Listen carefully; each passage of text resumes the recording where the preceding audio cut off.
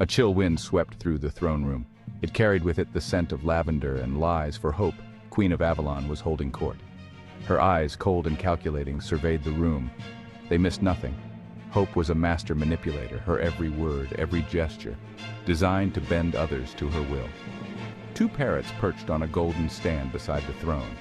Their feathers were a riot of color, but their eyes were as sharp and cold as their mistresses. These were no mere birds. They were Hope's spies, her confidants, privy to every whispered secret, every venomous plot. "Tell me, my pretties," Hope would coo, stroking their emerald heads. "What news do you bring?" And the parrots, in their harsh, grating voices, would whisper tales of ambition, betrayal, and fear. Hope thrived on chaos. She reveled in the downfall of others. Her heart, if she possessed such a thing, held no room for compassion or empathy, only a burning desire for power. And in the noble Thor, she saw a threat to everything she coveted. Thor, with his sunny disposition and his unwavering commitment to justice, was everything Hope despised. He was a beacon of hope in a kingdom increasingly shrouded in darkness. His very existence challenged her authority. His popularity, a constant reminder that her grip on power was not absolute. Hope's control over the kingdom's migration was absolute. This was her most potent weapon. She dictated the movement of the people, herding them like sheep, using them as pawns in her twisted games. But Thor saw through her charade. He spoke out against her tyranny, rallied the people to his cause. This Hope could not abide. He was a thorn in her side, a fly in her ointment, and she would not rest until he was crushed. The parrots, their beady eyes narrowed, watched Thor from their perch. They reported his every move to their mistress, their voices like daggers dipped in poison. Hope listened intently, a cruel smile spreading across her lips. The time was ripe, she decided, to unleash her fury.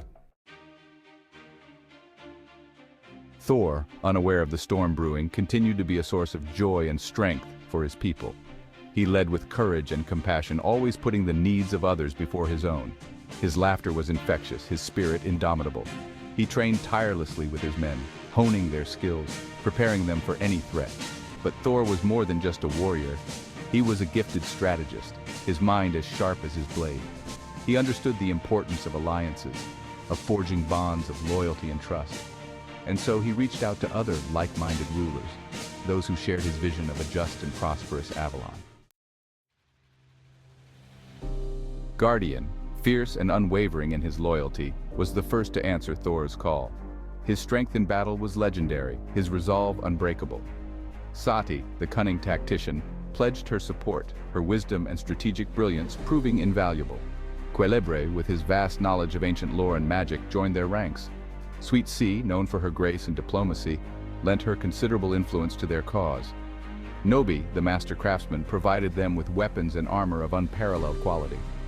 Eduardo, the swift and silent scout, kept them informed of their enemies' movements.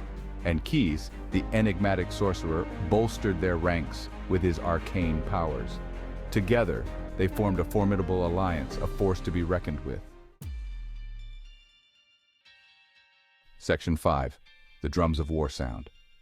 Hope, informed by her feathered spies, watched these developments with a mixture of amusement and disdain. She had underestimated Thor, she realized, but her arrogance blinded her to the true extent of his power. She would crush him, she vowed, and his allies would fall with him. The parrots screeched their agreement, their voices echoing ominously through the palace. Hope unleashed her armies, a tide of darkness washing over the land. Villages burned, innocent blood stained the ground. Her objective was clear: sow terror and discord, break the spirit of the people before Thor could rally them. Section 6. Clash of Titans. The clash, when it came, was epic. The very earth trembled beneath the weight of the two armies. Hope, from atop a nearby hill, watched the battle unfold, her cold eyes gleaming with anticipation. Thor, astride his warhorse, rallied his troops. His voice, strong and clear, rose above the din of battle. Guardian, a whirlwind of steel and fury, carved a path through the enemy ranks. Sati, her movements swift and precise, picked off enemy commanders with deadly accuracy. Quelebre unleashed torrents of fire, incinerating entire battalions. Sweet Sea, her words like honeyed poison, sowed dissent among Hope's forces. Section 7. a new dawn breaks. The tide began to turn. Hope's forces, demoralized and leaderless, broke rank and fled. She watched in disbelief as her carefully laid plans unraveled. Fury consumed her, but even in her rage, she recognized the futility of her position. With a shriek of frustration, she vanished from the battlefield, leaving her remaining forces to their fate. Thor, ever merciful, spared the defeated enemy, offering them a chance to surrender and rebuild. He knew that true victory lay not in crushing his enemies, but in uniting his people. As the sun rose over the battlefield, casting its golden light upon the scene, a sense of hope, real and enduring, took root in the hearts of the people. Section 8. The Legacy of Hope and Thor. Hope's reign of manipulation had come to an end, but the memory of her tyranny lingered, a cautionary tale whispered on the wind. The parrots, their mistress gone, were captured and eventually released, their sharp eyes now dimmed with confusion. They would no longer be instruments of her cruelty. Thor, now the undisputed leader of Avalon, ushered in an era of peace and prosperity. He ruled with wisdom and compassion, always mindful of the trust that had been placed in him. The alliance he forged, bound by shared sacrifice and unwavering loyalty, became the stuff of legends, their names passed down through generations. And so, the tale of Thor's victory over Hope, the queen of manipulation, became a beacon of hope for all who dared to dream of a brighter tomorrow.